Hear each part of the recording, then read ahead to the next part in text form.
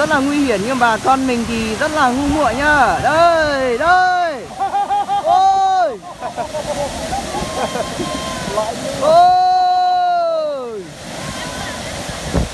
Con cá ô. Con cá ô. Con đất nào á. Cái lúc con mà vào á. Quá tiền.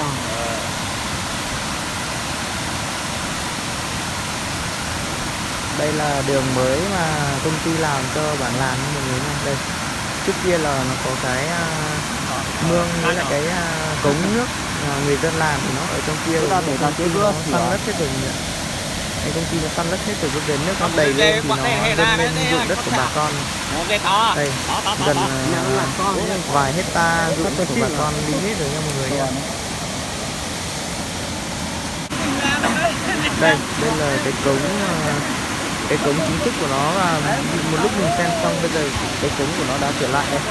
Nước nó bắt đầu cuốn đất đi hết rồi, bây giờ thì cái cống nó bắt đầu sâu xuống nha mọi người nhé. Đây là cái chính thức là cái cống xưa của nó đấy mọi người. Công ty nó săn lấp bây giờ ruộng đất của bà con thì nó đang giảm mức nước xuống dần rồi, nhưng mà không biết có thiệt hại nặng gì không.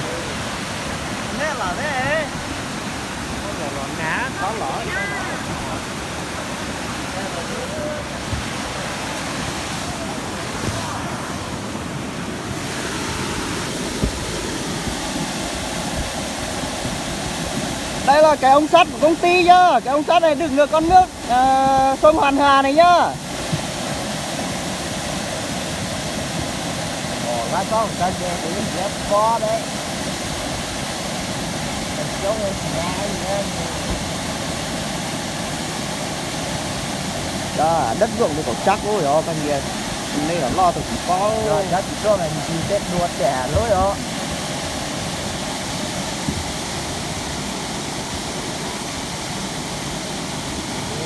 Thì nghĩa là dưới kia là thế là ở dưới là ở dưới có tự kho.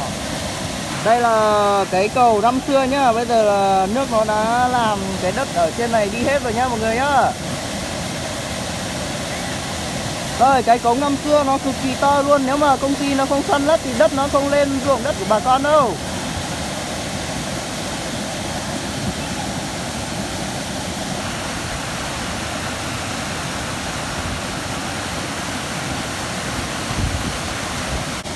Lá chỉ rất to đâu.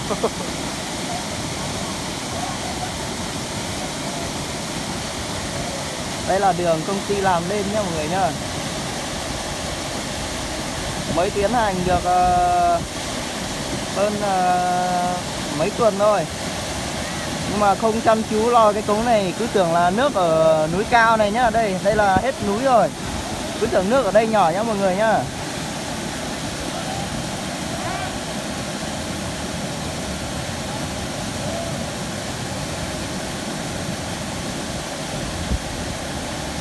Cái lò thế thì muốn lò ra.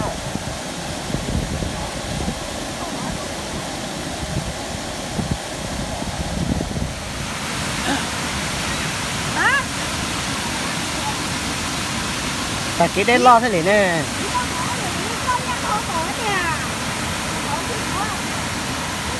Cho là cái này cho phải đó là cái khắp con tàu gì cái khóc.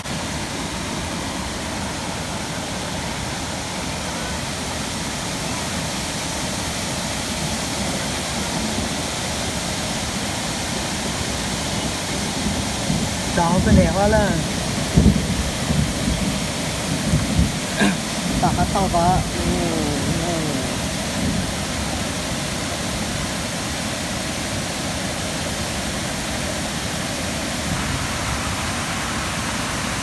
Sáng nay thì mưa rất là to nhá mọi người nhá. Mưa nó dần hết cả cái này rồi. Bây giờ là hết mưa rồi mình mới ra đây nhá mọi người nhá.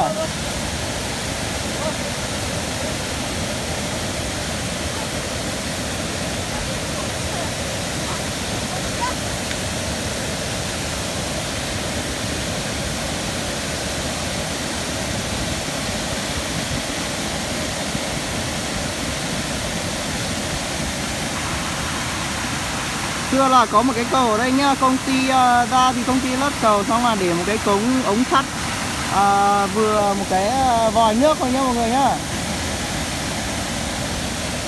Bây giờ nước nó tràn lên dân hết đất của bà con nông dân rồi. Đây là ruộng nha mọi người nhá.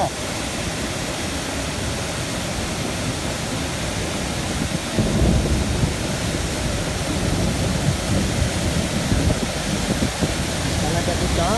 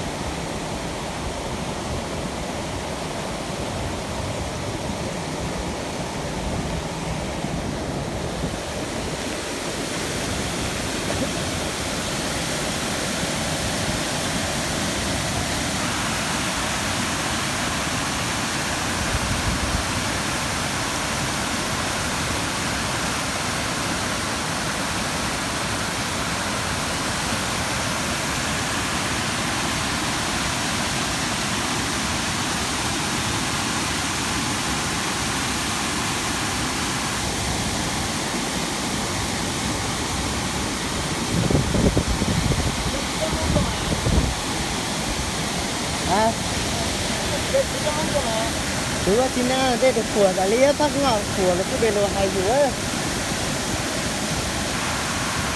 Kiện là ô lối thì một được. Ví dụ ô té là chỉ lạnh kìa.